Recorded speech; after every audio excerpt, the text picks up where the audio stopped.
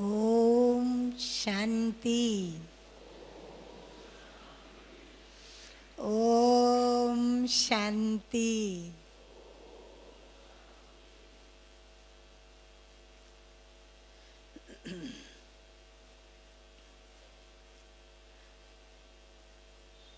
आज का अभी का अपना सब्जेक्ट विषय है प्योरिटी। प्योरिटी ही पर्सनालिटी और रॉयल्टी है। शब्द इंग्लिश है, लेकिन हम पवित्रता को लेकर के, प्योरिटी माना पवित्रता, पर्सनालिटी माना हमारा व्यक्तित्व और रॉयल्टी माना संस्कृति से और सभ्यता से भरे हुए हमारे संस्कार। तो हम इस पर ही सोचेंगे आज। पवित्रता का सीमित अर्थ कहें या जनरली सामान्यतया सभी पवित्रता को एक सीमा में ले लिया है कि जो ब्रह्मचर्य व्रत का पालन करता है वो है पवित्र। ये बात कुछ एक हद तक बिल्कुल सत्य है, क्योंकि अन्य विषय और विकारों का मनुष्य आत्मा के ऊपर इतना प्रभाव नहीं होता जितना प्रभाव इस काम विकार का होता है। काम शब्द जो है, गीता में उसके अनेक अर्थ बताए गए हैं। कामेच्छा एक विषय विकार की रीति से भी है, और काम माना कामना भी होता है, और कामना में शुभ कामनाएं भी होती हैं, अशुभ कामनाएं भी होती हैं। कई उसको इच्छा के रूप में भी उठाते हैं, वृत्ति के रूप में भी उसको उठाते हैं। शुभ वृत्ति भी होती है, शुद्ध वृत्ति भी होती है, अशुद्ध वृत्ति भी होती है, अशुभ वृत्ति भी होती है। इच्छाएं भी अच्छी भी होती हैं तो बुरी भी होती हैं, सकारात्मक भी होती हैं तो नकारात्मक भी होती हैं, और उससे प्राप्त सुख भी मिलता है तो दुख भी प्राप्त होता है। परंतु सर्व विकारों की जो जड़ है वो बाबा कहते हैं हम बच्चों को कि देह अभिमान है, और इस देह अभिमान के कारण ही सारे विषय विकार, काम, क्रोध, लोभ, मोह, अहंकार, ये सारे विकार प्रवेश करते हैं। और काम विकार को इसलिए भी अपवित्र कहा गया है कि उसका प्रभाव बड़ा गहरा होता है, और आत्मा को उस विषय विकार के वशीभूत होने के पश्चात जितना अन्य विषय विकारों से दुख, अशांति, अप्राप्ति का अनुभव, असंतुष्टता का अनुभव और पश्चाताप का अनुभव, या फिर कहें कि कुछ गलत बात, कुछ पाप कर्म, कुछ भूल, कुछ बड़ी बात हमारे से हो गई, ये एक महसूसता जितनी उस विकार से होती है उतनी अन्य विकारों से नहीं होती। अन्य विकारों के ऊपर मेहनत करने से वो मिट भी जाते हैं। परंतु बाबा कहते हैं, चढ़े तो चाखे वैकुंठ रस, गिरे तो चकनाचूर।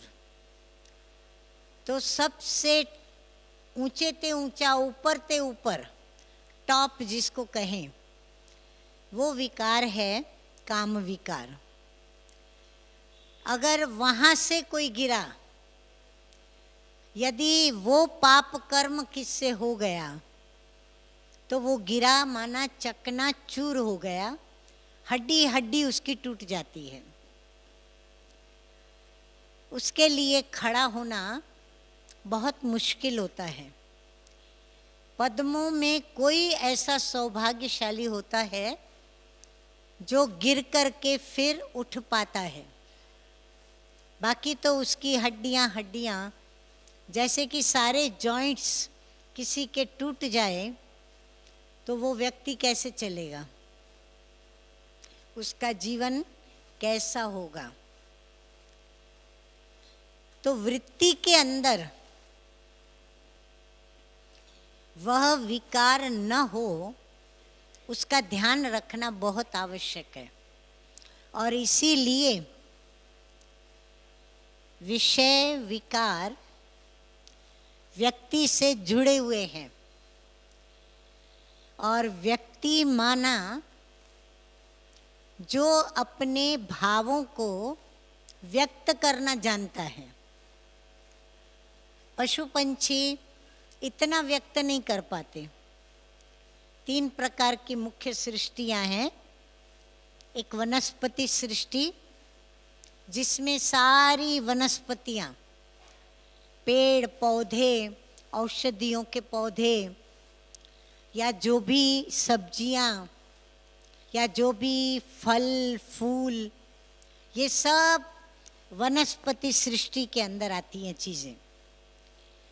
दूसरी सृष्टि है पशु पंछी और प्राणियों की सृष्टि। उसमें जमीन पे चलने वाले, नदी में या दरिया में तैरने वाले, आसमान में उड़ने वाले, सिर्फ घास खाने वाले और मटन वगैरह खाने वाले, 1-2 को मार करके अपनी ही जाति को नष्ट करके उनको ही खा जाने वाले हिंसक प्राणी, ये सभी उसमें आ जाते हैं। और तीसरी सृष्टि है मनुष्य सृष्टि, जिसमें हम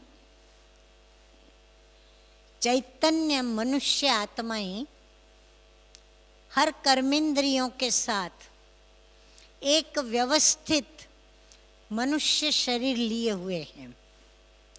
अब इन तीनों ही सृष्टि में अपनी अपनी चेतनता है,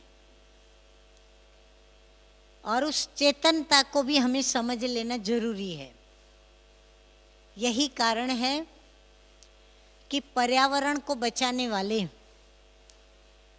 वनस्पति सृष्टि का भी बहुत बचाव करते हैं।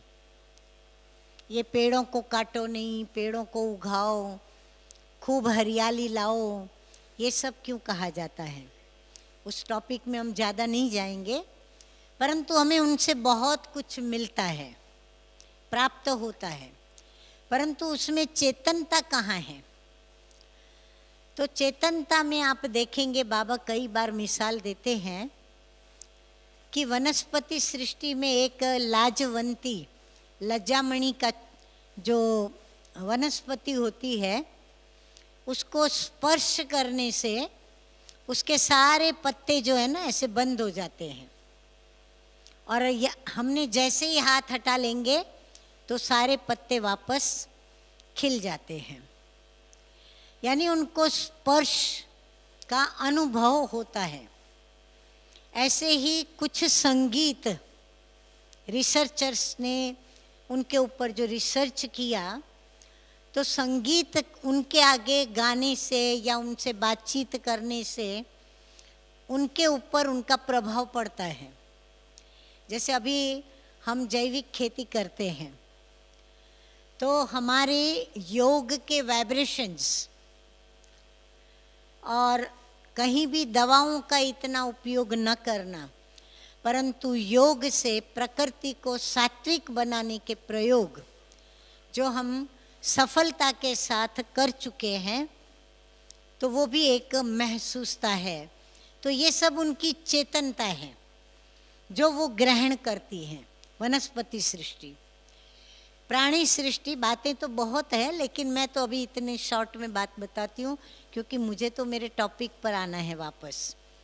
प्राणी सृष्टि में आप देखेंगे कुछ एक प्राणी जो हैं वो एक तो महसूस करते हैं और उनके अंदर कुछ ऐसी विशेषताएं हैं जिन विशेषताओं के कारण वो अपनी भावनाओं को जो महसूस करते हैं वो व्यक्त भी कर सकते हैं।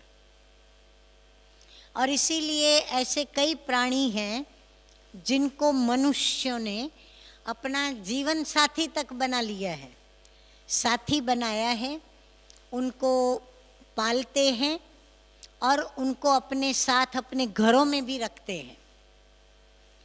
जैसे कुत्ता,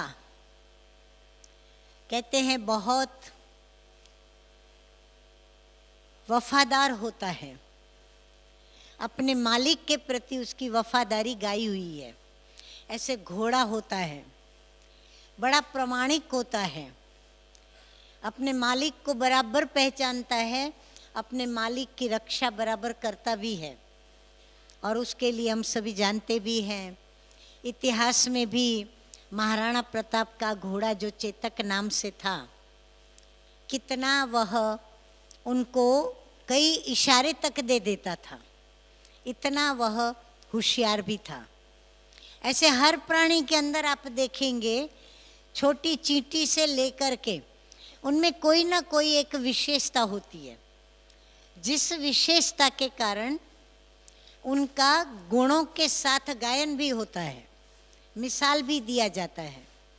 किसी में डिसिप्लिन है, किसी में एकता है, किसी में संगठन की शक्ति है, पर कोई एक गुण विशेष होता है। बहुत सारे गुण हो ऐसा नहीं होता।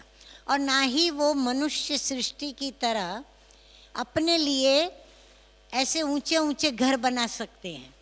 घर बनाते हैं, वंडरफुल घर बनाते हैं और एक एक तिनका तिनका उठा उठा कर लाते हैं, मेहनत करते हैं और अपने बच्चों के लिए और अपने लिए घर बनाते हैं।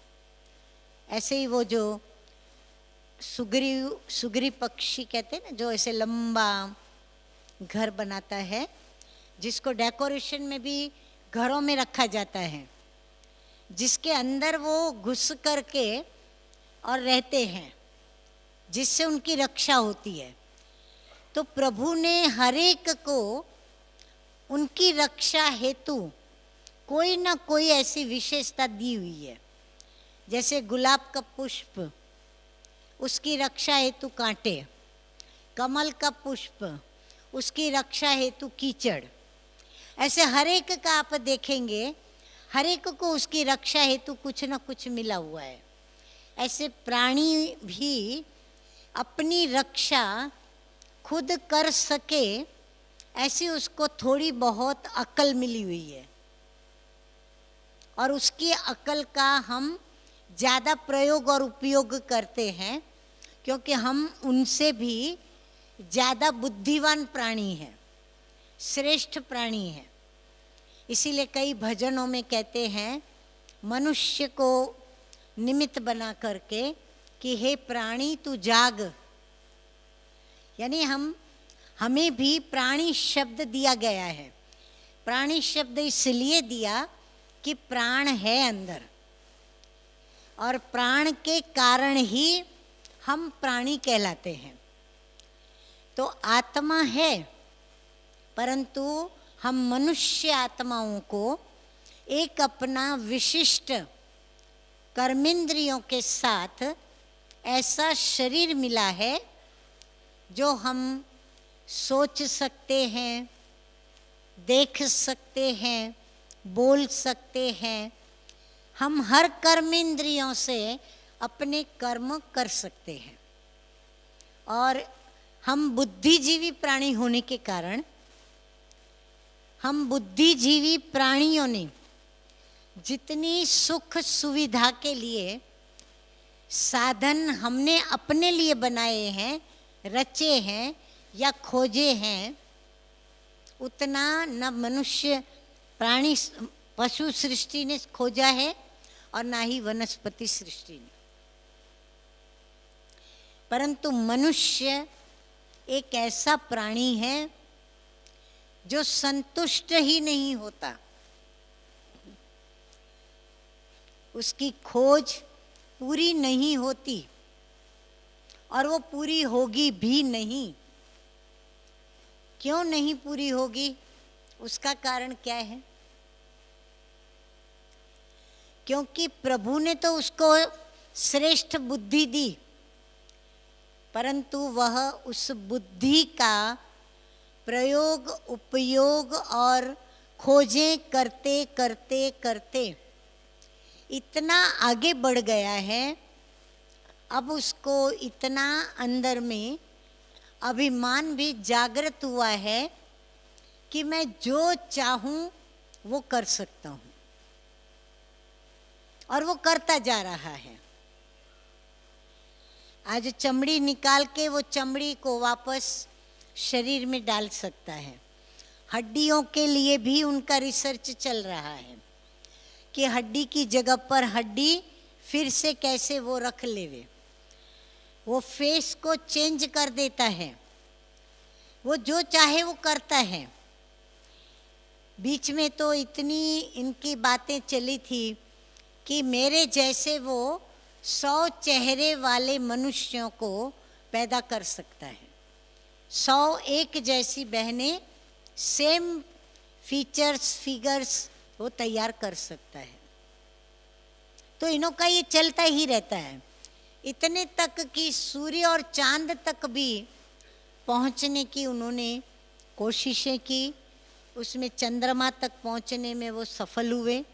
अन्य ग्रहों के ऊपर भी पहुंचने की कोशिश कर रहे हैं। तो ये क्या हुआ? जैसे शिशुपाल को प्रभु ने वरदान दे दिया, उसकी तपस्या पर खुश होकर के, प्रसन्न होकर उसे वरदान तो दे दिया कि जिसके सिर पर तू हाथ रखेगा वो नष्ट हो जाएगा, खत्म हो जाएगा, भस्म हो जाएगा। अब उसने वरदान को प्राप्त करके क्या किया? वो भगवान के ऊपर ही हाथ रख करके उसको ही उसने नष्ट करना चाहा। क्योंकि प्रभु जैसी हस्ती नष्ट हो जाए तो वही प्रभु कहलाएगा। तो इंसान इतना लालची प्राणी है, उसको जितना भी मिलता है ना, उसकी इच्छाएं, कामनाएं बढ़ती चली जाती है। दिन दुगुनी रात चौगुनी बढ़ती जाती है। इसीलिए कामना को जीतना सबसे बड़ी बात बताई गई है, सबसे मुख्य बात कही गई है। और इसीलिए उसके साथ काम विषय वासना एक ऐसा विकार है जो दिन दुगुना रात चौगुना बढ़ता है। जितना उसको भोगते हैं उतना उसकी इच्छाएं, कामनाएं बढ़ती चली जाती हैं और वो राक्षसी वृत्ति वाला बन जाता है। परंतु यदि उसको कंट्रोल में रखा जाए, जैसे घोड़े की लगाम अगर हमारे हाथ में है तो घोड़े को हम जिस दिशा में चलाना चाहें, जितना तेज भगाना चाहें, जैसे उसके साथ हम व्यवहार करना चाहें, हम कर सकते हैं। ठीक उसी तरह मनुष्य को भगवान ने बुद्धि तो तेज दी, लेकिन उसकी लगाम याद रहे किसके हाथ में है? प्रभु के हाथ में है। वो अभी प्रभु की बरोबरी करने चला है, वो प्रभु बनने के स्वप्न देख रहा है, वो स्वप्न देखता है। हम उन स्वप्नों को साकार कर रहे हैं, पर अभिमानी होकर नहीं, लेकिन निर्माणता के साथ, क्योंकि हम बाबा के समर्पित बच्चे हैं। वो प्रभु को समर्पित बच्चे नहीं हैं, वो स्वयं को समर्पित हैं, स्वयं की बुद्धि से प्रभावित हैं, स्वयं पर ही वो खुश हैं, स्वयं के प्रभाव में अपने को आगे बढ़ाते हैं। और हम बच्चे बाबा के प्रभाव में समर्पित हैं। अब समर्पित शब्द के अर्थ को भी समझ लें। मुझे कोई बहुत इतना हर शब्दों के संधि विच्छेद या अक्षरों के संधि विच्छेद नहीं आते हैं, परंतु विचार सागर मंथन करने पर कोई कोई शब्दों के अर्थ बाबा बुद्धि में जैसे लाते हैं। तो समर्पित, सम प्लस अर्पित माना समर्पित। सम का अर्थ होता है समान, और अर्पित माना किसी को दे देना। और ये हम सभी जानते हैं कि किसी को देने के बाद उससे वो चीज़ वापस ली नहीं जाती है। हाँ, यदि उधार दिया जाता है तो वो लिया जाता है, परंतु यदि हमने किसी को दान में दे दी चीज़ तो दिया हुआ दान कभी वापस नहीं लिया जाता है। जैसे भिखारी के कटोरे में या उसके हाथ में यदि हमने 5, 10, 50, 100 रुपया दे दिया तो हम उससे वापस नहीं लेंगे। इसीलिए बाबा हमें यही कहते हैं कि दिया हुआ दान कभी वापस लेना नहीं होता। यदि वापस लेते हैं तो ये दान क्या हो जाता है। आपने एक रक्त बिंदु राक्षस के विषय में सुना हो, तो उसके अंदर ऐसे उसको वरदान मिला था कि उसका जहाँ जहाँ भी बिंदु गिरेगा रक्त का, वहाँ 100 राक्षस पैदा हो जाएंगे। इसीलिए देवी भागवत में तो बहुत बातें बताई है उनकी कि उसको ऐसे मारना जरूरी था कि उसका बिंदु जमीन पर गिरना नहीं चाहिए, नहीं तो एक बिंदु के 100 पैदा हो जाते। इसीलिए देवी ने कटोरा लेकर के और फिर उसका कैसे वध किया उसका वर्णन है। जिस कटोरे में वो उसके जो भी बिंदु गिरते जाते थे वो उसको उस कटोरे में लेती थी और आखिर उसका नाश किया। तो जो ये राक्षसी प्रवृत्ति है, वो प्रवृत्ति का धर्म कर्म यही है कि एक बार यदि उसकी उत्पत्ति हुई या एक बार यदि उसका दुरुपयोग किया गया तो वो 100 गुना 1000 गुना बढ़ कर के वो वृत्ति के अंदर घुसते हैं। जैसे कीटाणु होते हैं, कई जम्स होते हैं, तो वो जैसे अभी वायरल इन्फेक्शन है, अगर कोई उनके प्रभाव में आता है तो तुरंत उसको असर करता है, तुरंत वो संग का रंग लगता है। तो इसी प्रकार ये पांचों ही विषय विकार टोटल जब हम पांचों पर विजय प्राप्त पूर्ण रीति से कर लेते हैं तब हम संपूर्ण पवित्र कहलाते हैं। परंतु ब्रह्मचर्य व्रत का पालन करके हम पवित्र कहलाते हैं। और वो ब्रह्मचर्य व्रत भी पहले कर्म से बाबा हमें उस पर विजय प्राप्त कराते हैं कि कर्म में नहीं आना चाहिए। फिर बाबा हमें वाचा से कंट्रोल करना सिखलाया। फिर बाबा ने हमें अभी मनसा से भी उसके ऊपर कैसे कंट्रोल करें तो हमें वह भी विधि सिखलाई।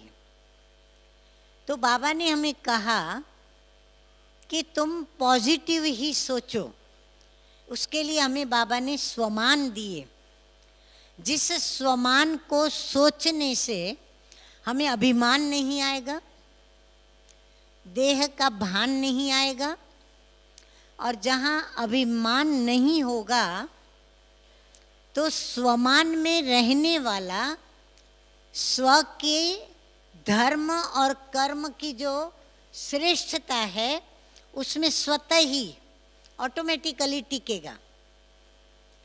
बाबा ने ज्ञान पॉजिटिव सुनाया है।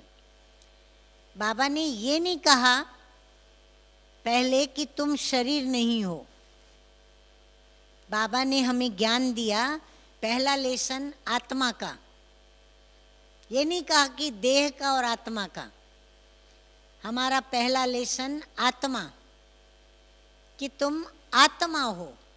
बाद में हमें समझाया जाता है कि हम देह नहीं हैं, क्योंकि हम विदेही बाप के बच्चे हैं। तो हमें घड़ी घड़ी स्वमान में वही बातें बताई जाती हैं कि मैं आत्मा, पवित्रता के सागर परमपिता परमात्मा की संतान, मैं भी पवित्र हूँ। ये मेरा स्वमान है। और जो स्वमान में टिकता है उसका व्यक्तित्व का विकास होता है, उस व्यक्ति का विकास होता है। और व्यक्ति का विकास, व्यक्ति का प्रभाव, व्यक्ति की प्रगति, उसको कहते हैं व्यक्तित्व। और हर कोई अपना व्यक्तित्व बनाना चाहता है, माना अपनी एक ऐसी इम्प्रेशन बनाना चाहते हैं हम कि मैं मीठा बोलूं ताकि सभी कहे कि इसकी वाणी बड़ी मीठी है। मैं क्रोध न करूं, मैं शांति से सभी को सब जवाब दूं ताकि मेरा प्रभाव ये रहे सबके ऊपर, सभी के मुख में मेरी ये महिमा हो कि ये बहुत शांत स्वभाव के हैं, कभी गुस्सा नहीं करते। क्योंकि हर एक को महिमा पसंद है। यहाँ हम जो भी बैठे हैं मेरे साथ, कोई भी हमारी बुराई करे तो हमें पसंद आएगा? भले हम बोलेंगे नहीं, क्योंकि बाबा ने हमें ज्ञान दिया है कि कोई यदि बुराई करता है तो तुम उस बुराई के प्रभाव में अपने को प्रभावित मत करो, यानी अपनी स्थिति को हलचल में मत लाओ। सुनी सुनाई बातों से अपनी स्थिति को हलचल में मत लाओ, डावाडोल मत हो जाओ, मूड खराब मत करो, माइंड डिस्टर्ब मत करो। क्योंकि यहाँ पर हर व्यक्ति का अपना अपना एक स्वभाव है। अब जिनका पवित्र स्वभाव है, पवित्र शब्द के भी अनेक अर्थ हैं, वो भी हम थोड़ा समझ लें। पवित्रता माना स्वच्छता। स्वच्छता दो प्रकार की, एक बाहर की, दूसरी अंदर की। पवित्रता भी दो प्रकार की, एक बाहर की, दूसरी अंदर की। पवित्रता माना पारदर्शिता, क्योंकि स्वच्छ जल जो होता है उसे निर्मल कहते हैं। निर्मल जल वो पारदर्शी होता है। निर्मल का अर्थ होता है नीर माना पानी और मल माना मैल। जो मल रहित नीर है, पानी है, वो है निर्मल, यानी स्वच्छ जल। ऐसे जो आत्मा स्वच्छ है, निर्मल है, मल माना मैल, मैल है 5 विकारों की। फिर उनके अंश वंश बहुत कुछ है, ईर्ष्या, द्वेष, प्रतिशोध, बदला लेने की भावना, कई छोटे बड़े उनके बाल बच्चे डोतरे पोतरे हैं। बहुत बड़ा परिवार है उसका भी। बाबा कहते हैं ना, राम गयो रावण गयो, जिनका बहु परिवार।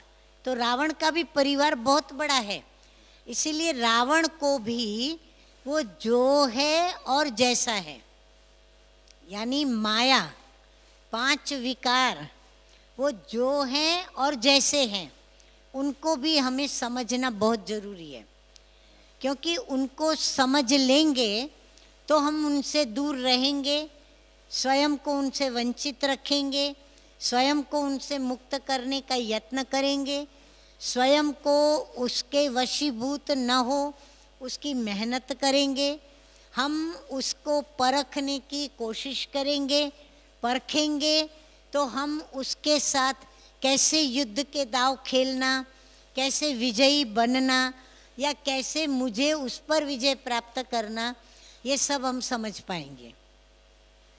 इसीलिए उसको भी जो है जैसी है वैसी परख लेना, समझ लेना बहुत ज़रूरी है। तो बाबा हमें उसका भी परिचय देते हैं, क्योंकि जब हम उसको परख लेते हैं तो उसकी जो नीच हरकतें हैं, उसकी जो नीचता है, उसकी जो गिराने के दाव हैं, उसके जो हमें पतित बनाने के प्लान्स हैं, हम वो समझ लेते हैं। जो रॉयल रूप से वो हमारे साथ आगे पेश होती है, उसको जब हम परख लेते हैं तो हमारे अंदर, हमारी वृत्ति के अंदर कोई भी ऐसी बात नहीं आती जो हमें गिल्टी में लावे। और जब हम गिल्टी में नहीं आते तो दुखी नहीं, अशांत नहीं, पश्चाताप नहीं, तो हम अंदर से स्वच्छ और निर्मल बनते। और जो स्वच्छ और निर्मल होता है वो बड़ा सरल होता है, वो एक दर्पण होता है। जैसे मधुबन कैसे हमारे लिए दर्पण है, हम जब सभी मधुबन में आते हैं तो मधुबन में क्या होता है, हमसे भी ऊंची स्टेजिस वाले कई भाई बहनें होते हैं, फिर हमारे से कम स्टेजिस वाले, स्थिति में, अवस्था में, गुणों में, शक्तियों में, दोनों में बात कर रही हूँ, तो हमारे से ऊंची स्थिति वाले भी होते हैं, हमारे से कम स्थिति वाले भी होते हैं, हमारे समान स्थिति वाले भी होते हैं। अब जो हमारे से ऊंची स्थिति वाले हैं उनको देखकर हमें प्रेरणा मिलती है, बल मिलता है, शक्ति मिलती है, उनके संग का रंग हमें उनके जैसा बनाता है। परंतु हमारे से कम वाले जब हमें मिलते हैं तो हमारे अंदर विषय विकार अपना रूप दिखाते हैं कि मैं इनसे महान हूँ। जैसे लौकिक में हम कहते हैं कि यदि हम गरीब को, हमारे से जो कम पैसे वाले हैं, उनको देखेंगे तो हम संतुष्ट होंगे, खुश होंगे कि इनसे मैं सुखी हूँ। लेकिन जो मुझसे भी ज़्यादा संपत्तिवान होगा, समृद्ध होगा, पढ़े लिखे होंगे, गुणवान होंगे, शक्तिशाली होंगे, उनको देखेंगे तो गिल्टी आएगी,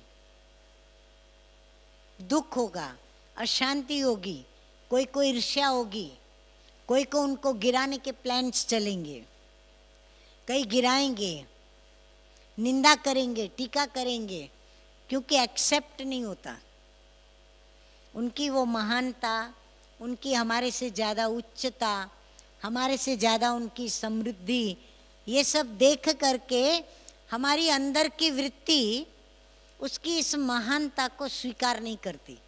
जैसे लौकिक में कहते हैं ना, कईयों के स्वभाव होते हैं कोई का सुख नहीं देख सकते, ऐसे कईयों का स्वभाव होता है कोई की उन्नति और प्रगति नहीं देख सकते, कोई की महिमा होती तो वो सुन नहीं सकते, कोई महिमा योग्य होता भी है तो उसकी महिमा अपने मुख से मजाल है कभी बोले, अंदर प्रभावित होंगे, लेकिन मुख से बोले, प्रतिभाव देवे उसका, कभी नहीं देंगे। यही कारण है जब कभी किसी की आपस में नहीं बनती तो ओम शांति बोलने वाले को सामने ओम शांति बोल करके हर्षित चेहरे से प्रतिभाव भी नहीं देते, सुना अनसुना करेंगे। कारण ईगो, अभिमान, और ये ईगो कदम कदम पर हार खिलाता है। पता भी नहीं चलता सांप मरे और क्या बोलते हैं, सॉरी, लकड़ी भी न टूटे, ऐसा कुछ है ना कहावत। तो ऐसा युक्ति से माया काम करती है कि पता भी नहीं चलता उनको कि ये मेरा ईगो काम कर रहा है।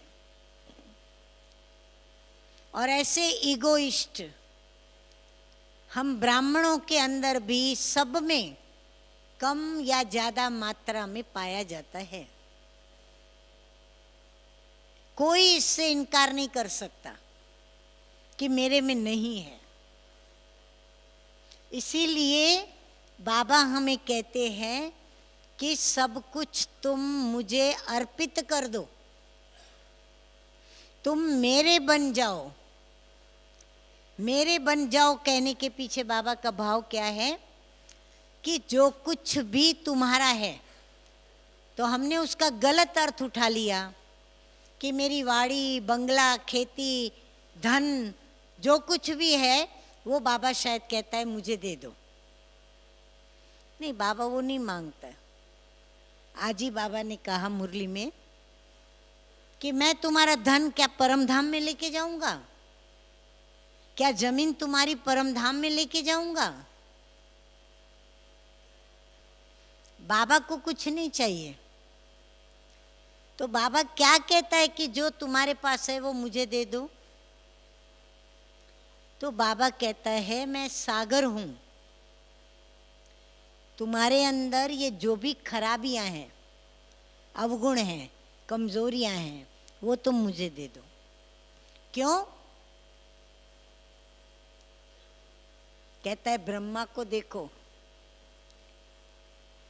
समर्पित हो जाओ। क्यों समर्पित हो जाओ? समान बनने के लिए, क्योंकि तुम मेरे बच्चे हो। तुम अपने को सभी क्या कहलाते हो? ब्रह्मा कुमार, ब्रह्मा कुमारी। और हमें किसने बनाया ब्रह्मा कुमार, ब्रह्मा कुमारी? ब्रह्मा ने नहीं बनाया, बनाया है शिव बाबा ने। परंतु ब्रह्मा माँ के द्वारा एडॉप्ट किया, इसीलिए ब्रह्मा के साथ हमारा नाम जोड़ा। क्यों जोड़ा? क्योंकि हमें कर्म करना सिखलाना है उसको, अंदर के भी बाहर के भी। अंदर की स्वच्छता कैसे, बाहर की कैसे। अंदर की पारदर्शिता क्या, बाहर की पारदर्शिता क्या। अंदर से कैसे शुद्ध, बाहर से कैसे शुद्ध। तो बाबा को ये सिखलाना है हम बच्चों को, क्योंकि बाबा नई दुनिया की स्थापना करने आए हैं। तो नई दुनिया के लिए हम निमित्त बच्चे हैं। तो हम बच्चों के द्वारा स्वर्ग को बाबा स्थापित करते हैं। इसीलिए बाबा चाहते हैं कि हम मनुष्य से देवता बने। क्यों बने? क्योंकि असल में हम ही वो देवी देवताएं हैं जो परम धाम से सतयुग में पहले पहले उतरे। सभी नहीं उतरे, हम ब्राह्मण ही उतरे हैं। तो जो भी शिक्षाएं हैं वो हम ब्राह्मणों के लिए है। ये जो ज्ञान की पढ़ाई है ना, वो हम ज्ञानी बच्चों के लिए है। मुरली जो है वो हम ब्राह्मणों के लिए है। तो बाबा कहता है कि सम बनो। किसके सम बनो? किसके समान बनो? ब्रह्मा बाप के समान बनो, तो ऑटोमेटिकली शिव बाप के समान बन जाओगे। हमारे सामने तो ब्रह्मा बाबा सैंपल है, एग्जाम्पल है। ब्रह्मा बाबा के सामने तो कोई नहीं था। तो शिव बाबा ने उसको तैयार किया। किसके लिए? हम सभी ब्राह्मण बच्चों के लिए।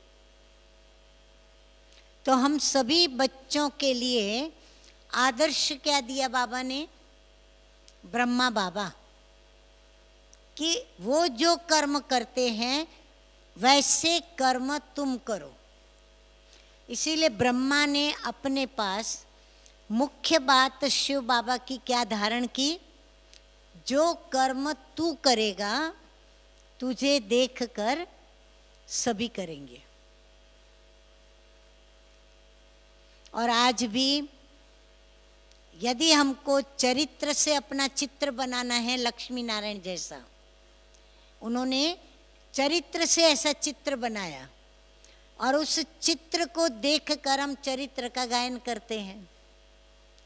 लेकिन जब वो लक्ष्मी नारायण की आत्मा चरित्र अपने बना रही थी तब वो ब्राह्मण आत्माएं थी, ये हम बच्चे राज जानते हैं।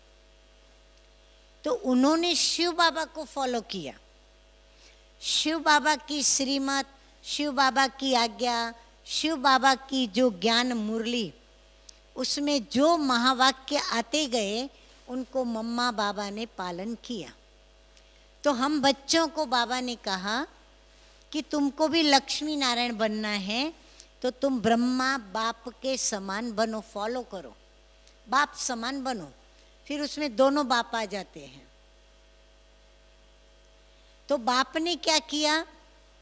सब कुछ अर्पण कर दिया, अर्पित कर दिया। अब हम तो गायन करेंगे तो क्या बोलते हैं? बाबा जौहरी था, जो कुछ भी बाबा के पास था बाबा ने सब कुछ यज्ञ को दे दिया। लेकिन नहीं, बाबा ने अपनापन, जो अपनापन था बाबा का, मैं जौहरी हूँ, इतना बड़ा आदमी हूँ, मैं नवाबों का भी नवाब कहलाता हूँ, ये भान भुलाया पहले। और उसकी लगन में मगन हुआ पहले। साक्षात्कार कराया प्रभु ने तो यही सोचते रहे कि वो कौन था, उसने क्या मुझे कहा, ये क्या मैंने देखा। तो वो उस पर चिंतन चलाते रहे।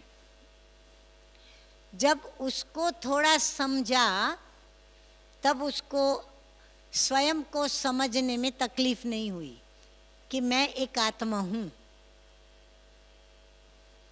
और मुझे प्रभु ने ये सृष्टि बनाने को कहा है, परंतु उसके पहले मुझे तैयार होना है। और तैयार होने के लिए मुझे निमित्त बनाया है, तो मुझे वो दुनिया के रहने वाले जो देवी देवताएं हैं उनके जैसी दिव्यता, उनके जैसे गुण, उनके जैसे कर्म, उनके संस्कार मेरी वृत्ति के अंदर अभी मुझे डालने हैं। और बाबा ने वो कर्म करने शुरू किए और पवित्रता की धारणा की बाबा ने। बेहद का बाप बना। क्यों बना? ताकि हर एक व्यक्ति को वो अपनी संतान देखने लगे। हर एक में अपनी संतान देखी, तभी वो निर्भेद, निरपक्ष, किसी भी प्रकार का अन्याय किसी भी बच्चे के साथ न हो, सब बच्चों को एक जैसी पालना दी।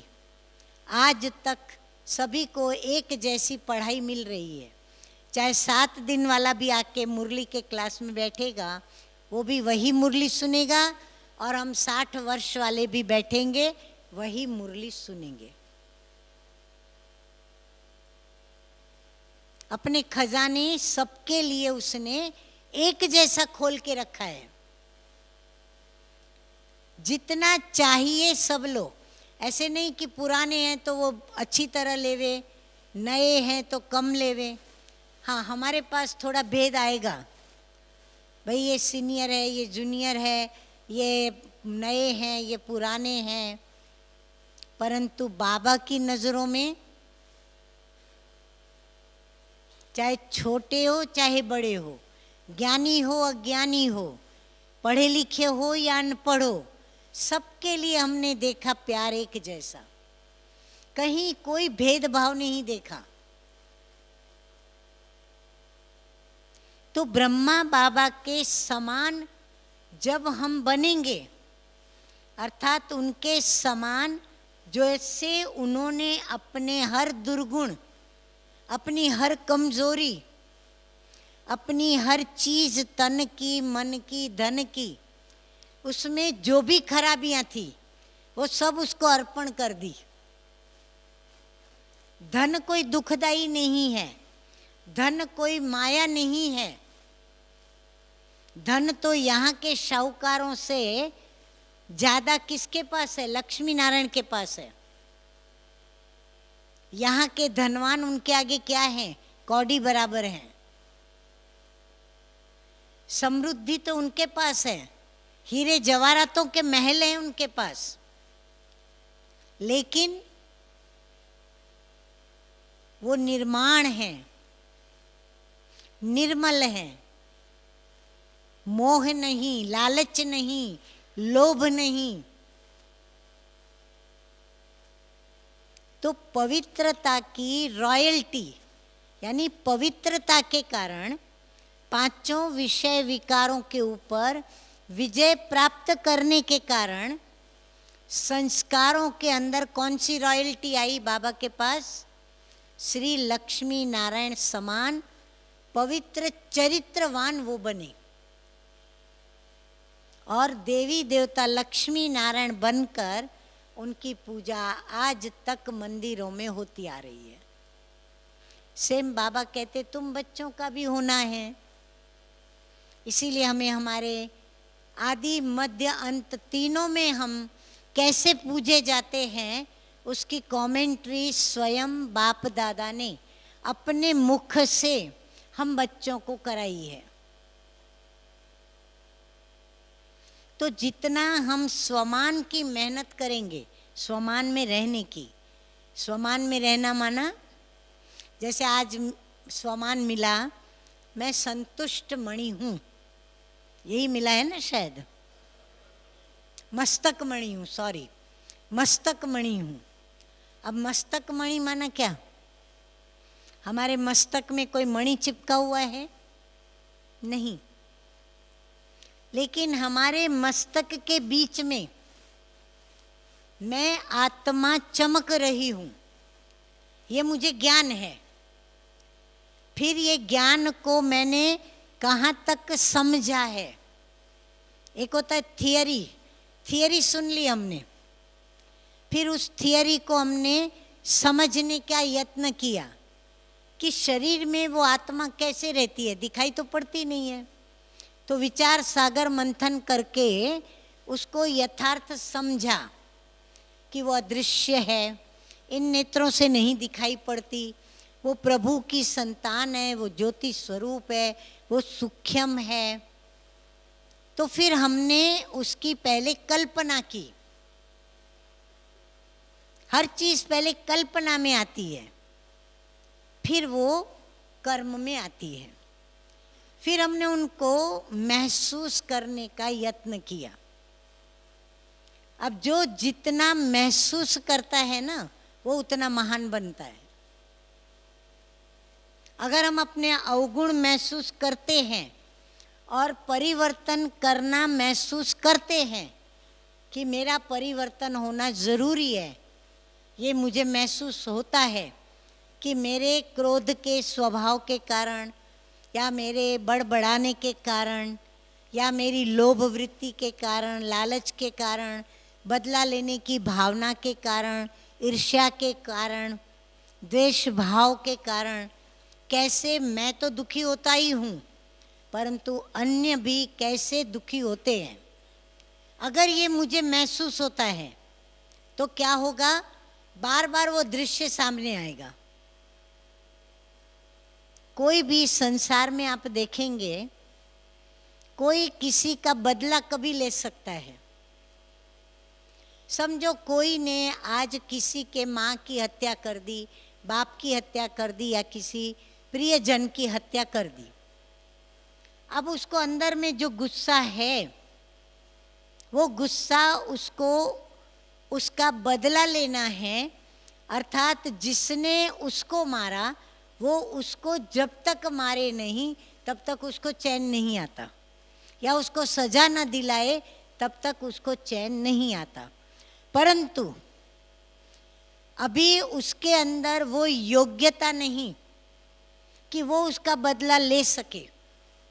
उसका बदला लेने के लिए उसको उससे भी बढ़कर हिंसक वृत्ति वाला बनना पड़े या होशियार बनना पड़े। तो बदला लेने के लिए वो एक लक्ष्य रखता है अपने सामने, बार बार उसको वो दृश्य सामने लाता है, भूलता नहीं। अगर वो भूल जाता है तो उसका स्वभाव बदल जाता है, पर वो भूलता नहीं क्योंकि उसको बदला लेना है। तो हमें भी अपने साथ यही करना है। माया के हर तंग करने वाली परिस्थितियां, परीक्षाएं, दुखद घड़ियां, घटनाएं हमें कभी नहीं भूलनी चाहिए। हम याद रखें कि इसने मुझे कितना तंग किया है, मैं किस स्टेज पर थी, मुझे उसने कहाँ लाके रख दिया। हीरे जवाहरातों के महलों में रहने वाली मैं आत्मा, मुझे आज उसने मिट्टी के महल तो छोड़ो, लेकिन मिट्टी के एक छोटे से घर या कुटिया में बिठा दिया। क्या रहा मेरा स्वमान, क्या रही मेरी इज्जत? माया ने पूरी मेरी इज्जत निकाल दी, पूरा मुझे उसने खत्म करके रखा है। मेरा स्वभाव बदल दिया, मेरी वृत्ति बदल दी, मेरी दृष्टि बदल दी, मेरी वाणी बदल दी, मेरे कर्म बदल दिए, मेरा संग बदल दिया, मेरा रंग बदल दिया, मेरा रूप बदल दिया, सब कुछ उसने सत्यानाश करके रख दिया। ऐसा अंदर से जोश और होश भरा गुस्सा करना है ना, तो अब इस बात पर करें। इसलिए मुझे इसका त्याग करना है, मुझे इसका बदला कैसे लेना है, इसको मार करके लेना है।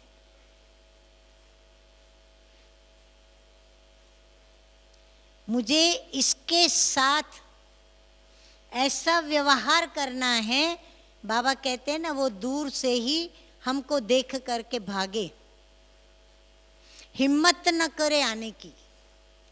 पर वो इतना सहज तो नहीं, उसके लिए हमें तप करना पड़े।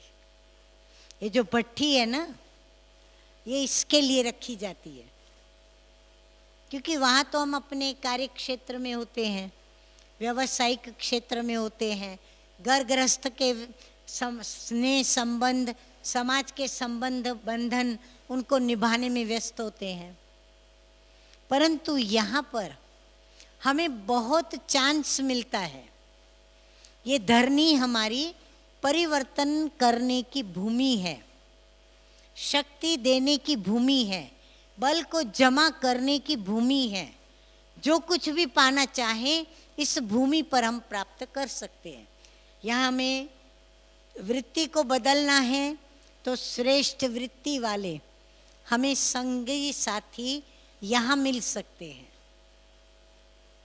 यहाँ हमें हमारा रूप बदलना है तो हम ऐसे मीठे रूप से व्यवहार करने वाले संगी साथियों को पा सकते हैं। हम जैसी व्यक्ति चाहें ऐसी व्यक्तियां हमें यहाँ मिल सकती है, परंतु हमारी नज़र ऐसी होनी चाहिए। नज़र ठीक होगी तो नज़ारे मिल जाएंगे और ऐसे हमको व्यक्ति भी मिल जाएंगे।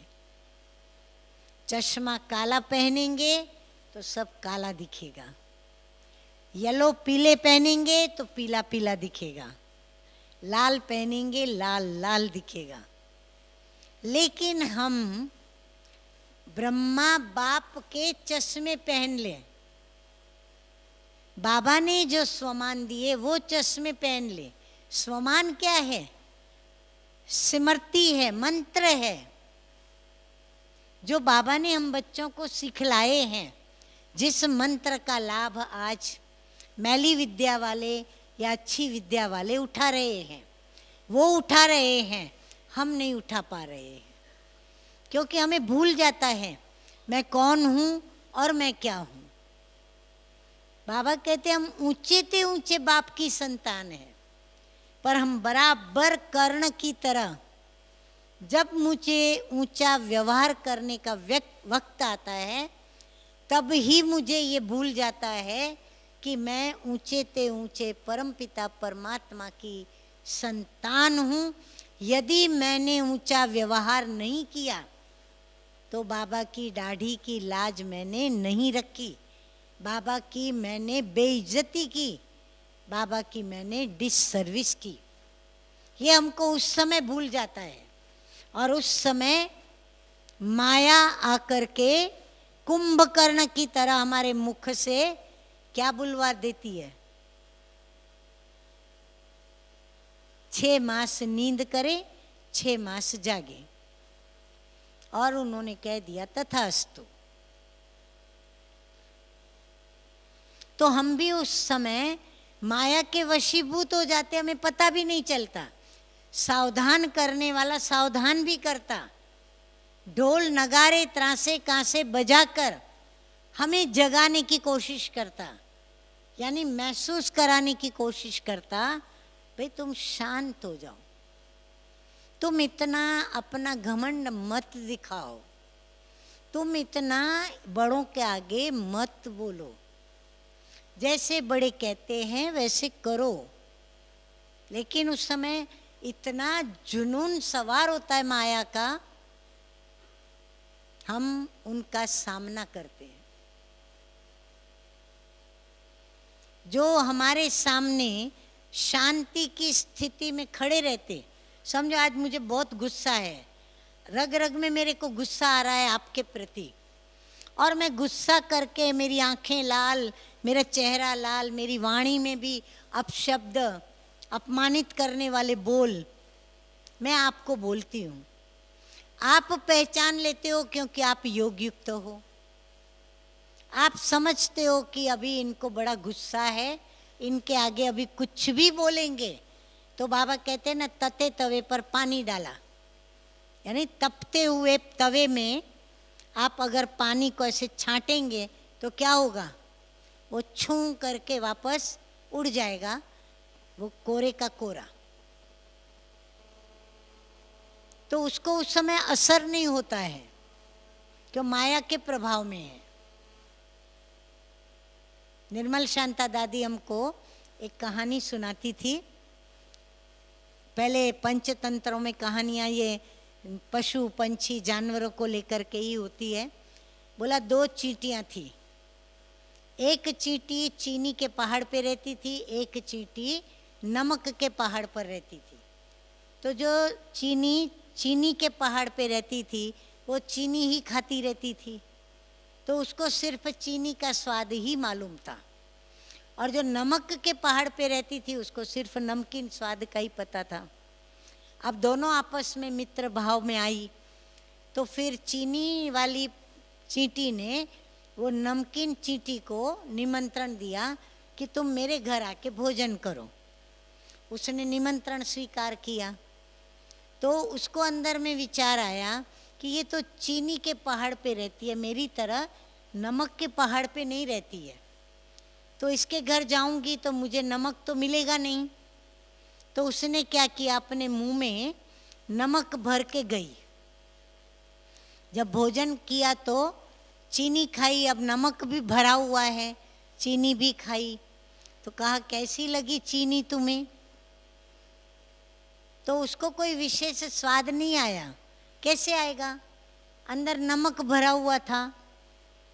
तो बोला तुम कुछ मुंह में भर के बैठी हो, तो बोला हाँ, बोला पहले मुंह साफ करो फिर तुम ये खाओ। जब फिर उसने मुंह साफ करके चीनी खाई तो उसे पता चला कि चीनी क्या होती है। तब से लेके नमक छोड़ा चींटी ने और चीनी खाने लगी और इतना नमक से भागने लगी कि आज भी देखो चींटी को भगाना होता है तो क्या करते हैं, हाँ नमक डालते हैं, मालूम है ना। अभी कहानी कितनी मामूली सी है, लेकिन ये हाल हम लोगों का है प्रैक्टिकल।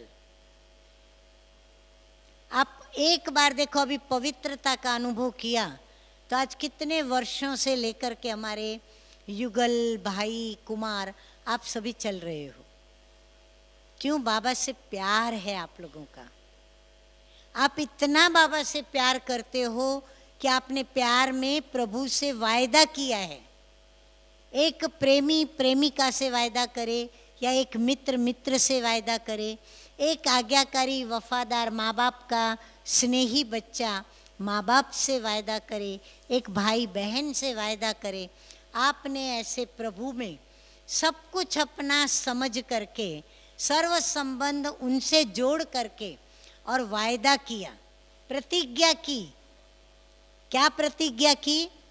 हम आजीवन ब्रह्मचर्य व्रत का पालन करेंगे, पवित्र बन के पवित्र दुनिया की स्थापना में सहयोगी रहेंगे। और आपको ये वायदा निभाने की शक्ति बाबा देते जाते हैं।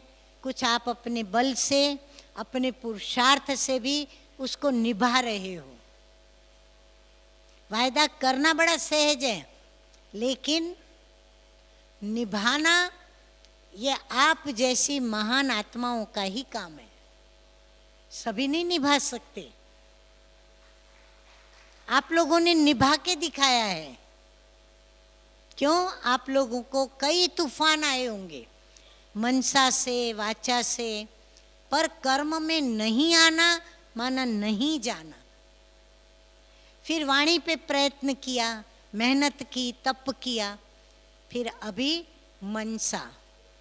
मनसा में भी बाबा कहते हैं वृत्ति के अंदर इतना पवित्रता को बिठा लो, कभी वृत्ति में जब बात नहीं आएगी ना तो दृष्टि और कृति में आने का तो सवाल ही नहीं।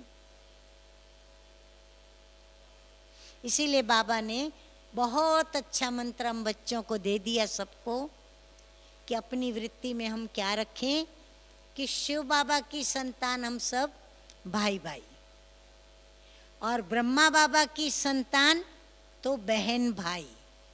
लेकिन बाबा कहता है अभी बहन भाई भी भूल जाओ। विदेही बाप के बच्चे हो, विदेही हो। बस एक बाबा और मैं, बीच में तीसरा कोई नहीं। बस अब यही मेहनत सारा दिन करें, एकांत में रहें, यानी एक की ही एक से सर्व संबंध जोड़कर उसके विषय में ही सोचें, मनन चिंतन मंथन, स्नेह करना, वायदा निभाने के प्रति सोचना, उसके प्रति ही सब कुछ करें। एकांत। फिर अकेला, मेरा साथी संगी संबंधी कोई भी अगर है तो मैं अकेला हूँ, जो कुछ भी है वो मेरा, तो एक बाबा दूसरा न कोई, मित्र भी नहीं, वो भी नाम रूप की बीमारी है, वो भी नहीं। तीसरा मौन, अंदर का भी मौन, बाहर का भी मौन।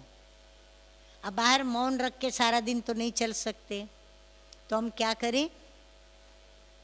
आवश्यक है उतना बोले, थोड़ा बोले, कम बोले, मीठा बोले, मधुर बोले, सुखदायी बोल बोले, शांतिप्रद बोल बोले, वरना चुप रहे।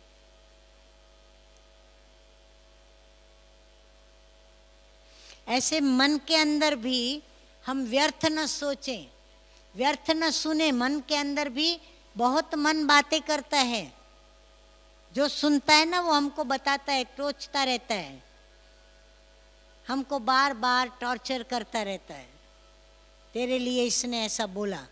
जैसे वो व्यक्ति सामने आएगी आंखें हमारी बदल जाएंगी। तो वृत्ति से दृष्टि, दृष्टि से कृति, कृति से प्रवृत्ति। परंतु जब वृत्ति पर हमारी विजय होगी तो ऑटोमेटिकली दृष्टि, कृति, प्रवृत्ति सब पे विजय, तो हम योग की इस विधि से सिद्धि को प्राप्त हो जाएंगे। तो ये है हमारा व्यक्तित्व, एकांत, अकेलापन, मौन और रिसर्च करते रहना। मुरली के प्रत्येक महावाक्य पर मनन, मंथन, चिंतन करना। बस वृत्ति, शुभ वृत्ति, शुद्ध वृत्ति, पारदर्शी वृत्ति, सरल वृत्ति, माफ करना, क्षमा करना, रहम करना। ब्रह्मा बाबा के गुण ढूंढो, मुरली से मिल जाएंगे आपको, और वो गुण लिखो, फिर उस पे मेहनत करो, पुरुषार्थ करो। समय काफी हो चुका है, क्या करें, आप लोगों की पवित्रता में इतनी आकर्षण है कि समय कहाँ जा रहा है पता ही नहीं चल रहा। और हम सभी होली हंसों के बीच में, हाँ, तो बाबा कहते नहीं है ज्ञान मान सरोवर, तो यहाँ हमें इस शुद्ध जल में, शुद्ध वातावरण में, शुद्ध वायुमंडल में, शुद्ध बाबा के बच्चों के बीच, हाँ, आनंद ही आनंद आता है, जो सत्य आनंद है, परम आनंद है, सच्चा सुख है, सच्ची शांति है जहाँ। तो ये है हमारी रॉयल्टी, और यही हमारी पर्सनालिटी है, यही हमारा व्यक्तित्व है कि लोग हमें ऐसे पहचाने। हम खड़े हो ना, बाबा देखो कितनों के बीच में भी खड़ा होता था ना, बाबा दूर से समझ में आता था ये व्यक्ति कोई अलग है। आप लोगों को पता नहीं चलता होगा, लेकिन आप लोगों को देखकर भी अज्ञानियों को ऐसा अनुभव आता है। आपको नहीं बताते हैं वो लोग, लेकिन आपके नेत्र उनको अलग लगते हैं, आपका चेहरा अलग लगता है, आपके वस्त्र अलग हैं, आपकी चाल चलन अलग है। तो अगर हम और रिफाइन हो जाएं इसमें, फिर तो वो हमको फरिश्ता प्रैक्टिकल देखेंगे। तो प्रभु का साक्षात्कार कितना सहज उनके लिए। आपको क्या देखेंगे, प्रभु को देखेंगे। सुना? तो हमें तो किसके समान बनना है, बाप समान, क्यों, हम उसको समर्पण है। तो हम दर्पण ऐसा बन जाएं कि हमारा चेहरा ही प्रभु का दर बने, प्रभु का दर्शन कराने का जैसे दरवाजा खुल गया उसके लिए। अच्छा, ओम शांति।